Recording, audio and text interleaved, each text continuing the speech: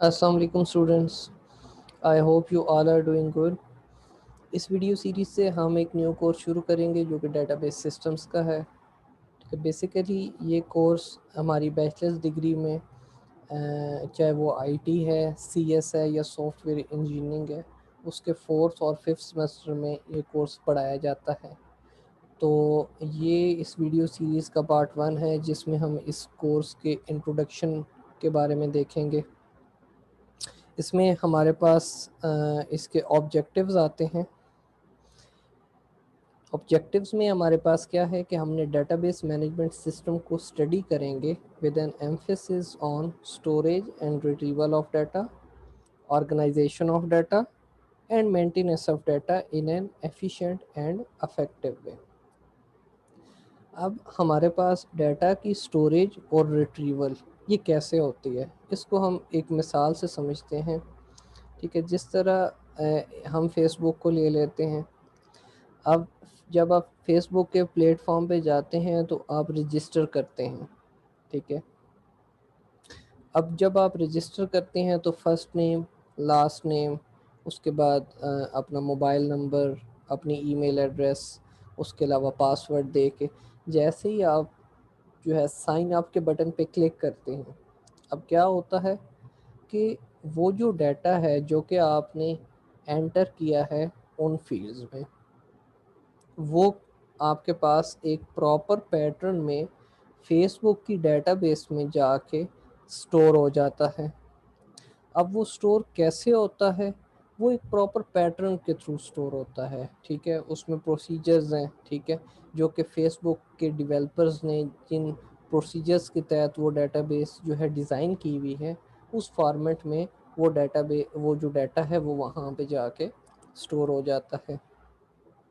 अब वो कैसे होता है, ये सारे पैरामीटर्स ये हम इस कोर्स में स्टडी करेंगे कि डेटाबेस में डाटा की स्टोरेज है वो कैसे होती है।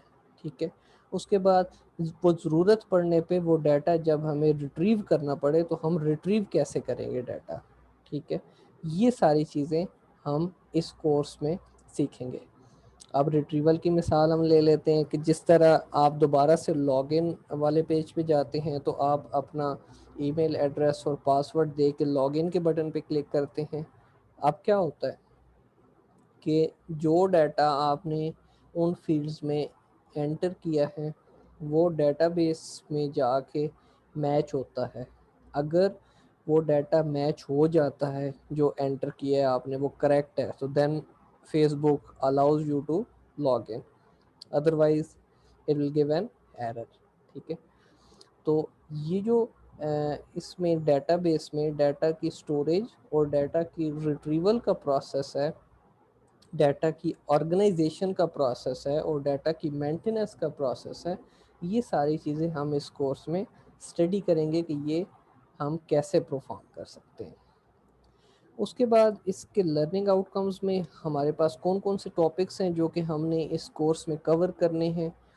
ठीक है, बेसिकली इस कोर्स में हम प्रैक्टिकली इन चीज़ों को परफॉर्म करेंगे। ठीक है, ठीक है, सबसे पहले जो चीज़ है वो हम इसमें रिलेशनल डेटाबेस मैनेजमेंट सिस्टम को देखेंगे कि ये क्या होता है, कैसे हम बना सकते हैं। ठीक है, इसमें रिलेशनल मॉडल क्या होता है, एंटिटी रिलेशनशिप मॉडल क्या होता है, रिलेशनल डेटाबेस डिज़ाइन क्या होता है। ठीक है, इसमें relational algebra and SQL, SQL structure Curie language है। ठीक है, कि हम क्यूरी फार्मूलेट करते हैं। ठीक है, उस क्यूरी के तहत हमारा डाटा इंसर्ट होता है, अपडेट होता है, डिलीट। अब बेसिकली हमारे पास ये एक ऑपरेशंस होती हैं, 4 ऑपरेशंस होते हैं।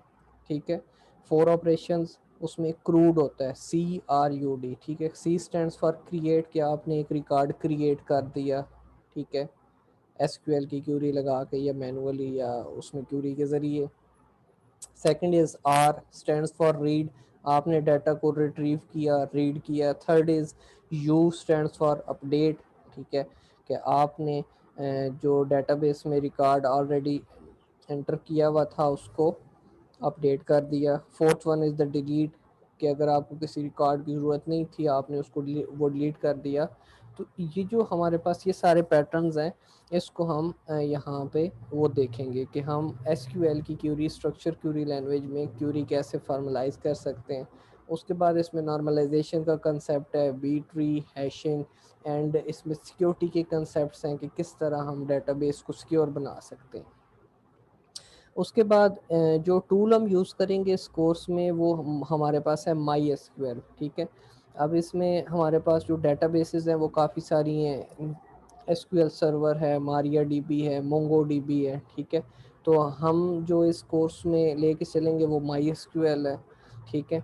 उसके साथ हम बेसिकली जो जैम्प का प्लेटफॉर्म है वो यूज़ करेंगे, ठीक है।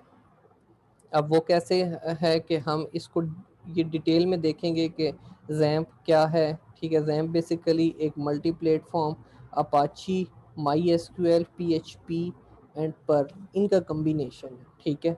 अब ये सारी चीज़ें क्या हैं, इनको हम ये इन डिटेल देखेंगे आने वाली वीडियोस में कि ये क्या है, ठीक है। बेसिकली ये एक पूरा प्लेटफॉर्म है, ठीक है, जिसके अंदर हम पूरा जो हमारी डेवलपमेंट है, ठीक है, जिसमें हम पीएचपी में हम कोड करें या पर्ल प्रोग्रामिंग लैंग्वेज में हम कोड करें, तो हम इसके ज़रिए माई एसक्यूएल डेटाबेस उसके साथ इंटरेक्ट कर सकते हैं, ठीक है।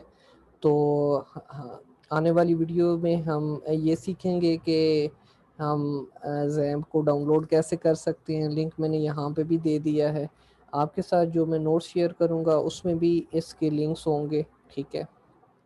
आप वहाँ से भी पढ़ सकते हैं।